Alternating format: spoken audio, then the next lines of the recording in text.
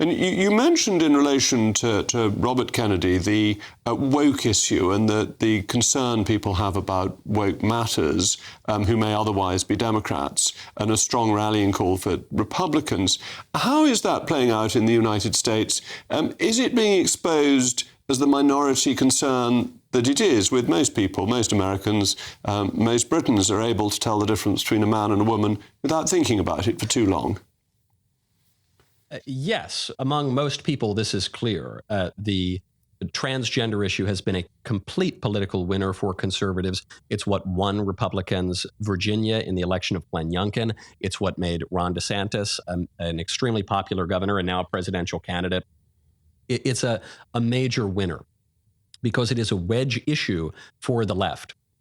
The elite left, the left of the ivory tower, is insistent upon gender ideology because in many ways it is the culmination, it is the apotheosis of liberalism. It's the total liberation, not merely from the political order, not merely from the moral order, not merely even from the family, but from one's own self. A liberation of the soul from the body, even. This does not play in Peoria. This is not a very popular view with common people. And so you have even many center leftists and longtime liberals siding with the Republicans here. It's a good issue. A similar issue would be the Israel-Hamas war. The elite Democrats, the donor Democrats, support Israel. The activist crowd and the ivory tower types support Hamas. It's a wedge that they do not appear able to reconcile. And that one seems deeply unpleasant. The three college presidents who appeared before Congress who said that calling for Jewish genocide did not necessarily go against their code of conduct, couldn't answer that question. That seemed to me to be deeply, deeply unpleasant and sinister. I think that's the understatement of the year, Jacob. And fortunately, we saw the president of UPenn get her comeuppance for this. She was quickly removed from office. She was easily removed from office because she is a white lady, and so she is one of the most detestable figures in the popular culture.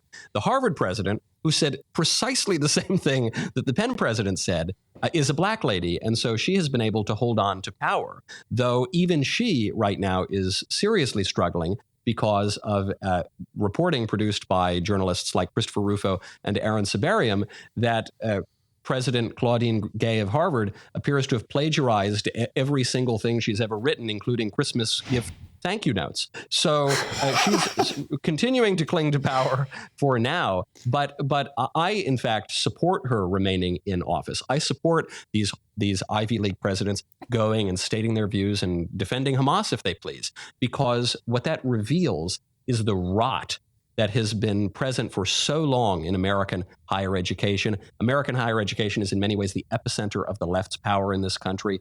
If they want to tell us who they are and what they believe, they want to reveal their own deeply unpleasant and unpopular views, I won't get in the way of that. Well, yes, I do worry about Harvard because it may surprise you to know I'm actually founder's kin. I'm descended from Governor John Winthrop and therefore have an interest in an institution, a revered institution, behaving properly. But let's move on. You have my condolences, Jacob. Thank you. Let's move on to 2024 and what you think may happen and what you think will be the main themes of the election campaign. Will it be foreign policy? Will it be woke issues? Will it be the abortion issue? What do you think will be at the forefront of people's minds? Or the economy, obviously, as Clinton famously said. Foreign policy generally doesn't matter to American voters. In fact, the chief foreign policy activism you're seeing right now among voters is simply to pull out of conflicts. This is not a studied or even deeply held type of isolationism. It's simply a lack of interest, I think, in some imperial war in Ukraine, which never seems to improve, or a war in the Middle East. So even as we're on the brink of potentially a global conflict, I think domestic issues will continue to matter, with the exception of immigration, which is both a foreign issue and a domestic issue. I think that will continue to predominate in the United States. I think the woke issues will be a clear expression of the rot and absurdity of the left. So the Republicans will push that, I think, to great effect. Abortion will be a minor issue. It will be present. It will motivate some voters for the left. I don't think very many, though. I think that the success of the pro-abortion ballot initiatives in certain states that the left has pushed, I think that was mostly a consequence of smart political organizing and clever writing of the initiatives. I don't think it's going to be a major movement. But it will be the issues that have animated us for the past 6 or 7 years. Do we get to have borders? Do we get to be a nation? Do we get to keep our norms and traditions and our way of life? The left says no, the right says yes. But if interest rates start falling, the economy starts to improve a bit, does that help Biden? It does help Biden, and I'm sure they've got that up their sleeve, and I'm sure the chairman of the Federal Reserve Board is very keen to read the newspapers and see what the political powers are pushing for. Yes, perhaps. I just don't think that it's 1992 anymore. You know, the economy matters tremendously. The current economic turmoil is difficult for some people, but in some ways, the economy is actually already rather strong in the United States. So I don't think that is going to be the chief issue. You know, in times of cultural normality, people will focus entirely on their pocketbooks, and it will be, to quote James Carville, the economy is stupid.